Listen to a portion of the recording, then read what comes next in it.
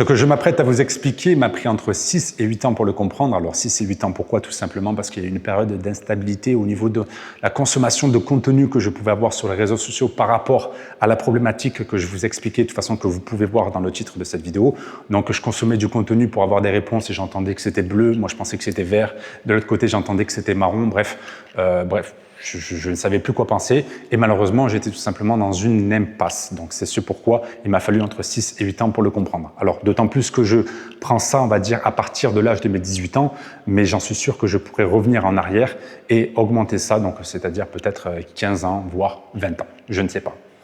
Alors, de l'âge de mes 20 ans, mes 22 ans, j'ai été en alternance dans une agence immobilière en tant que conseiller immobilier, donc une expérience très enrichissante. C'est-à-dire qu'il y avait une partie de terrain, une partie, on va dire, administrative. Donc la partie de terrain me plaisait totalement, mais la partie administrative, la partie bureau, je sentais déjà que ce n'était pas quelque chose qui allait me plaire. Bon, je me suis dit peut-être que c'est le début de ma carrière, on va dire, donc de travail, d'autant plus que j'avais quand même fait d'autres expériences professionnelles, mais pas dans cet environnement, on va dire, de bureau. Je me suis dit, bon allez, je vais faire mon alternance et on verra comment ça se passe. À la fin de mon alternance, donc, et après avoir obtenu mon diplôme, donc, qui est donc un master en gestion immobilière, je décide tout simplement de créer une agence immobilière. Je savais, il faut bien se souvenir de certaines choses, je savais que la partie administrative bureau ne me plaisait pas, mais je me lance quand même dans cette création d'entreprise. Donc cette entreprise était donc une agence immobilière digitale, c'est-à-dire que je n'avais pas de bureau, de local. J'étais principalement présent sur les réseaux sociaux et j'avais tout fait. J'avais fait donc mon marketing, j'avais fait mes pubs Facebook, j'avais fait mon site internet, j'avais fait donc la campagne terrain et également la partie administrative. Ça va aller très vite. Cette entreprise n'a tout simplement pas marché. Au bout de 10 mois, voire peut-être 1 an maximum, j'ai tout simplement fermé l'entreprise parce que je me suis rendu compte que j'ai fait quelque chose qui ne me plaisait pas. La partie administrative. Qu'est-ce que je fais ensuite ? Ça a commencé petit à petit à rentrer dans ma tête, mais j'ai quand même persévéré dans ce sens-là. C'est pour ça que des fois, la persévérance est un petit peu mauvaise. Mais aujourd'hui, j'en suis content d'avoir passé ce chemin. Après ça, je pars pour faire 6 mois de CDD en tant que gestionnaire immobilier. Donc, un gestionnaire immobilier, c'est une personne qui est tout simplement derrière un bureau, derrière un ordinateur, donc à gérer un petit peu la gestion immobilière des propriétaires. Bref, je ne rentrerai pas dans les détails. Ça a été, j'allais dire quelque chose, mais ça a été tout simplement la pire expérience professionnelle de ma vie, honnêtement. Après ça, qu'est-ce que je fais? Je pars tout simplement en Australie. Donc, après 6 mois, je pars en Australie. Je travaille 6 jours sur 7. Je travaille de temps en temps 7 jours sur 7, 10 heures par jour, avec des températures à l'extérieur. Il faisait très froid, de temps en temps très chaud. Et pour être franc, ça a tout simplement été la meilleure expérience professionnelle de ma vie.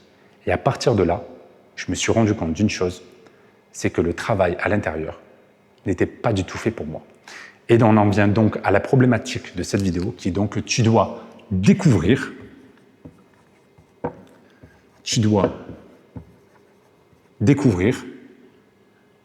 qui tu n'es pas. Alors, j'espère qu'on va bien voir. Au lieu d'aller chercher à savoir quel chemin prendre, quel est mon objectif, quelle est ma mission de vie, découvre qui tu n'es pas pour aller chercher la personne que tu souhaites être plus tard.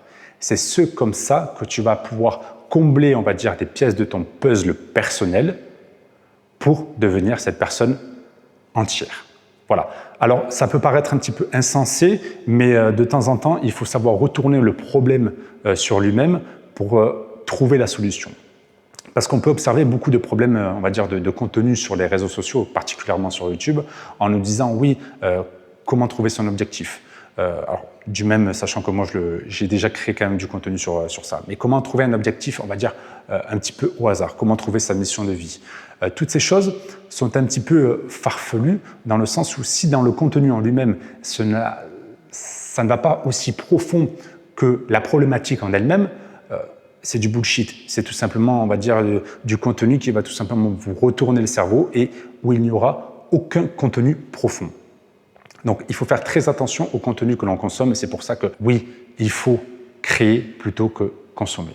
Mais ici, dans ce problème-là, on en vient donc à tu dois découvrir qui tu n'es pas. Comment est-ce qu'on découvre qui nous ne sommes pas? Tout Tout simplement, il y a déjà un facteur important qui fait que dans notre jeunesse, on a cette facilité, cette possibilité de découvrir beaucoup plus facilement la personne que nous ne sommes pas, plutôt qu'une personne qui, on va dire, a au-delà de 35 voire 40 ans. Parce qu'au-delà de cet âge-là, je vais dire qu'il y a des contraintes, des paramètres, on va dire, au niveau familial, au niveau de la santé, au niveau peut-être au niveau de professionnel, qui sont un petit peu plus délicates à changer qu'une personne qui est dans sa jeunesse. Dans la description, je mettrai le lien d'un article d'une psychologue de Harvard qui dit tout simplement que si à l'âge de vos 25 ans, vous n'avez rien accompli d'exceptionnel, vous avez tout simplement échappé à l'une des plus grosses illusions de votre jeunesse. Un article très intéressant à découvrir dans la description. Donc, durant cette jeunesse, on a cette faculté, cette possibilité de rebondir à chaque instant. C'est-à-dire que peu importe le chemin que l'on va prendre, s'il est mauvais, ce n'est pas un problème. On va pouvoir prendre un autre chemin. On a cette faculté, on a beaucoup moins de contraintes qu'une personne qui a 40 ans, voire un petit peu plus.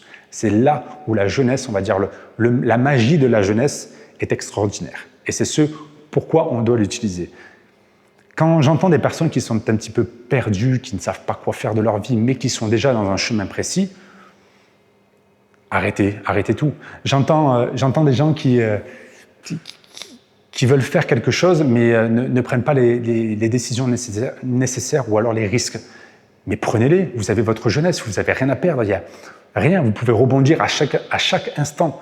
Et c'est ça la faculté, c'est ça le cadeau de la jeunesse. Et c'est ce pourquoi on doit l'utiliser. Comment on fait? Alors, comment on fait tout simplement pour répondre à ça? La première des choses, c'est tout simplement de s'écouter. S'écouter, c'est la racine même, on va dire, pour découvrir qui nous ne sommes pas, parce que on n'a pas besoin d'expérimenter des choses pour savoir si on l'aime ou pas. En s'écoutant, en sachant ce que l'on a déjà au fond de nous, en sachant qui nous sommes peut-être par nos expériences passées, mais même déjà, on va dire, de manière naturelle, on peut déterminer qui nous ne sommes pas. Voilà. Par exemple, je vais prendre un exemple très concret, un exemple très facile. J'aime les femmes, je suis hétérosexuel, je ne suis pas homosexuel. Je sais que je ne vais pas expérimenter quelque chose avec un homme pour savoir que je n'aime pas. C'est déjà au fond de moi. Je sais que ce n'est pas du tout mon orientation. Voilà, ça, c'est parce que je me suis écouté. C'est parce que je sais, c'est déjà enraciné en moi. Ensuite, il y a tout simplement les expériences que l'on a dans notre tête. C'est-à-dire qu'on a des défis, on a des choses que l'on a envie d'accomplir, qui sont dans notre tête, et qui malheureusement, on ne le fait pas, alors qu'on devrait le faire. Chaque envie, chaque décision qui va dans le sens pour tester quelque chose, pour savoir si l'on aime ou pas, il faut le faire. Allez-y, faites-le. Vous avez votre jeunesse. Alors, je vais entendre qu'il y a de temps en temps des difficultés financières, mais il faut savoir qu'au niveau des expériences, il y a dans la quasi-totalité des cas la possibilité de réaliser ces expériences. C'est-à-dire que c'est juste le service proposé derrière cette expérience qui va faire l'investissement, on va dire la contrainte financière. Voilà. Mais dans la plupart des cas, vous avez l'entière possibilité de faire toutes les expériences que vous souhaitez réaliser, du moins dans votre tête. Donc, faites-les. Et si vous ne pouvez pas les faire, alors vous verrez plus tard, vous verrez la possibilité. Donc, allez sur ma chaîne YouTube pour savoir comment trouver d'autres possibilités pour atteindre ces objectifs-là. Mais bon, bref, voilà. Là où je veux en venir, c'est tout simplement si vous avez cette possibilité-là et qu'il n'y a pas non plus une grosse contrainte financière, allez-y, faites-la. Et c'est là que vous allez déterminer ce que vous ne voulez pas être et ce que vous voulez aller chercher. Et enfin, tout simplement, ça peut paraître un petit peu bizarre ce que je vais vous annoncer maintenant, mais c'est dire oui à tout. Dire oui à tout. C'est-à-dire que à chaque fois que vous avez une proposition, dites oui. Alors, bien sûr, c'est pour ça que ça va dans ce sens-là, hein, c'est-à-dire que voilà, la flèche se dirige vers le bas. Il est important donc de s'écouter en premier, de s'enraciner sur quelque chose, sur une personnalité que l'on a, pour pas dire oui à tout et peut-être aller basculer dans une personnalité un petit peu sombre ou faire des choses qui ne nous correspondent pas du tout et qui pourraient peut-être nous amener je sais pas, la dépression, voire plus. Voilà. Donc, c'est très important d'aller dans ce sens-là. Dire oui à tout, c'est quoi? C'est par exemple, moi, il y a quelques mois, on m'a proposé d'aller faire le GR20, donc la randonnée la plus difficile d'Europe, c'est-à-dire que c'est traverser la Corse du nord au sud. Je ne suis pas du tout quelqu'un qui fait de la randonnée. Je fais des petits trucs 2 à 3 heures par-ci par-là et encore peut-être une fois par an. Mais je me suis dit, je vais découvrir si plus tard, je serai une personne qui va aimer faire des randonnées. Eh bien écoutez, non. Voilà. Je sais que plus tard, je ne serai pas cette personne. Je ne serai pas une personne qui voudra aller à la montagne pour aller faire des randonnées ou faire des bivouacs, partir 4-5 jours. C'est pas du tout moi. C'est pas du tout une pièce de mon puzzle. Mais maintenant, je le sais, et il vaut mieux que je le sache maintenant que peut-être à 45 ans, je me suis dit, ouais, allez, je vais faire ça à 45 ans, et au final, c'est nul, quoi. Et j'aurais peut-être pu avoir une autre opportunité, une autre décision au même moment, par exemple, entre, je ne sais pas, faire un saut en parachute à l'âge de 45 ans et faire une randonnée. Peut-être que le saut en parachute aurait pu me plaire, mais que la randonnée, je ne savais pas si ça pouvait me plaire également. Je pars faire une randonnée, ça ne me plaisait pas. Et le saut en parachute, je ne le saurais pas également pour le moment. Voilà. En fait, ça me permet directement d'éliminer une opportunité, une décision future sur peut-être une future opportunité, une future décision de quelque chose qui pourrait me plaire. Voilà. Donc, dites oui à tout. Dites oui si vous avez une proposition pour, par exemple, vous n'êtes jamais allé en boîte de nuit et que vous ne savez pas si ça peut vous plaire. Dites oui, allez-y, vous verrez, vous expérimentez et ensuite, vous allez en conclure une décision. Tout simplement. On entend un peu de bruit, je suis toujours dans la ferme solaire. Écoutez, je pense avoir tout dit. Tu dois découvrir la personne que tu n'es pas. C'est comme ça que l'on sait si l'on veut devenir et aller chercher la personne que l'on souhaite être plus tard. Je pense que c'est la meilleure décision, la meilleure problématique à retourner pour tout simplement répondre à ce problème-là. En tout cas, moi, c'est ce que je fais, c'est ce que j'ai fait donc, sur, on va dire maintenant, mes 2 dernières années. À chaque fois que j'ai quelque chose en tête, je le fais. Dès que j'ai par exemple une proposition, je ne sais pas si ça peut me plaire, je dis oui. Et après, j'en conclus quelque chose. Voilà. En tout cas, j'espère que ce contenu vous aura plu. N'hésitez pas à commenter, n'hésitez pas à vous abonner. Et puis nous, on se retrouvera très bientôt pour une prochaine vidéo.